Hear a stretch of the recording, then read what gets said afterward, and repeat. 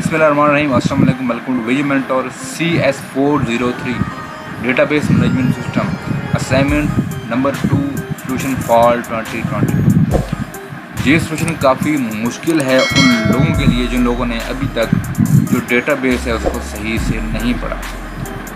और सही से नहीं पढ़ा का मतलब क्या है कि आपकी जो ER डायग्राम होती है, जो एंटिटी रिलेशनशिप डायग्राम होती है, आपने उसको सही से नहीं समझा अभी तक, तो आपके लिए ये असाइनमेंट बनाना बहुत ज़्यादा मुश्किल हो जाएगी। प्लस आपने अगर रिलेशनल डेटा मॉडल भी बनाना अभी तक नहीं सीखा या आपको वो भी नहीं आता, तो फिर भी ये आपके लिए बहुत ज़्यादा मुश्किल होने वाली है।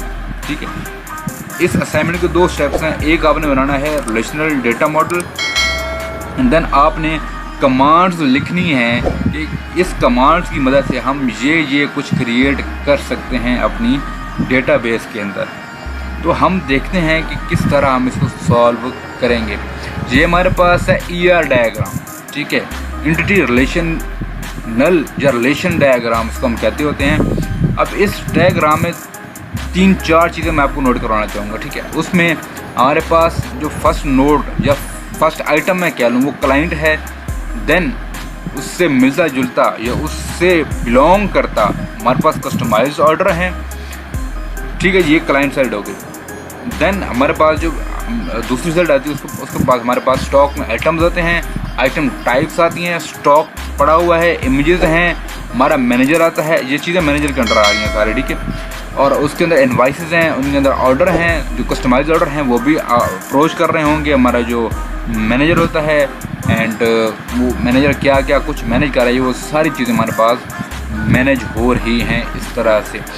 अब ये चीज़ें आपको समझ आ गई होंगी, होप सो। इसको आपके पास सोल्यूशन फाइल होगी, आपने इसको सही से देख लेना है, समझ लेना है।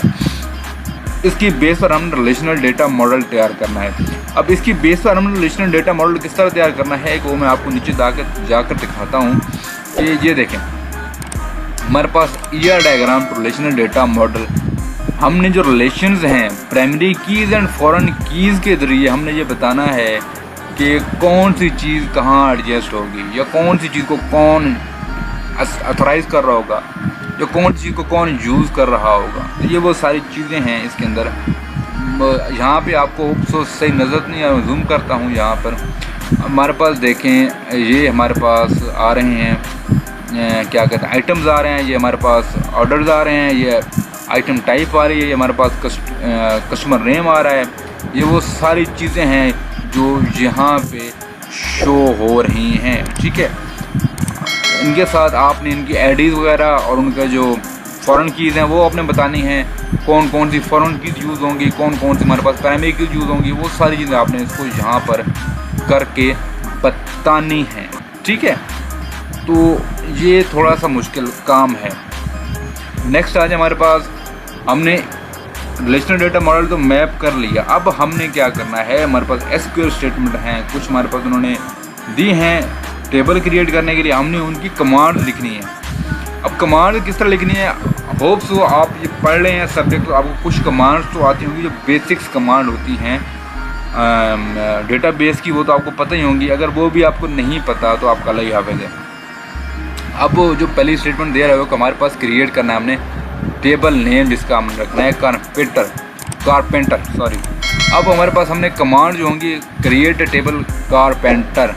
ठीक है, हमने कारपेंटर इंट नॉट नल, वो नल नहीं होगा।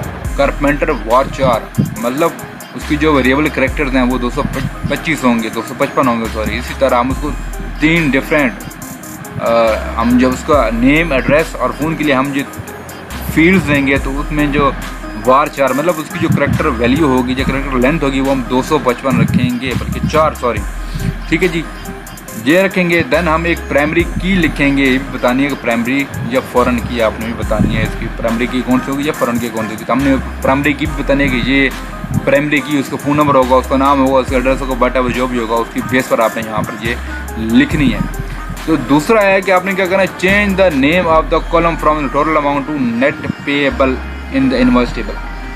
आपने एक कॉलम बना हुआ है, उसका नाम चेंज करना है। आपने क्या करना है कि एक्सपेक्ट SP रीनेम इनवॉइस, ठीक है, total amount and net payable column. इससे होगा क्या, इस कमांड से हमारे पास जहाँ पे टोटल अमाउंट लिखा हुआ था वहाँ पे रिप्लेस हो जाएगा नेट पेएबल।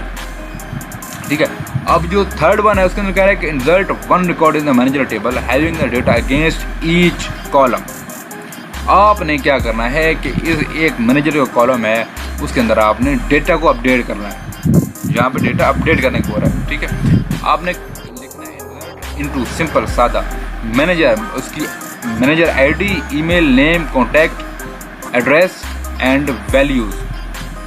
ये वो सारी चीज़ें, इस कमांड का मतलब है कि ये सारी चीज़ें हमने अपडेट करनी हैं। उसकी आईडी, उसका ईमेल, उसका नेम, उसका कॉन्टैक्ट एंड उसका एड्रेस।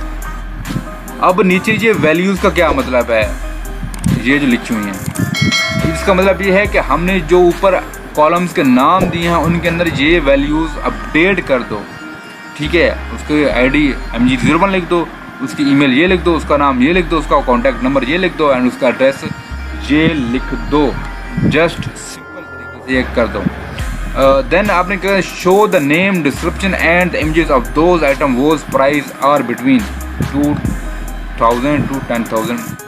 टेबल आइटम के अंदर आप जाओ, वहाँ सर्च करो कि कौन सी चीज़ है 2000 से लेकर 10,000 के दरमियान में, और उनकी हमें इमेज शो करवाओ। तो सिलेक्ट, आपने नेम लिखना है, डिस्क्रिप्शन लिखनी है, इमेज लिखनी है from item where price between 2000 to 10,000। Simple ये कमांड है। What is the maximum quantity for the each item, उसके अंदर आपने आइटम स्टॉक के अंदर बतानी है कि कितनी क्वांटिटी है। ठीक है, select max quantity is larger quantity from the stock. जो मैक्सिमम क्वांटिटी होगी आपने उसको आउटपुट करके यहाँ पे बताना है। सिंपल और सादा है, बल्कि सादा तो नहीं, मुश्किल है काफ़ी। होप सो आपको समझ होगा। किसी का कोई क्वेश्चन है कमेंट कर दें, हमारा फेसबुक पेज का लिंक नीचे मौजूद है, किसी को कुछ चाहिए वहाँ मैसेज कर दें। होप सो मिलते हैं नेक्स्ट वीडियो में, तब तक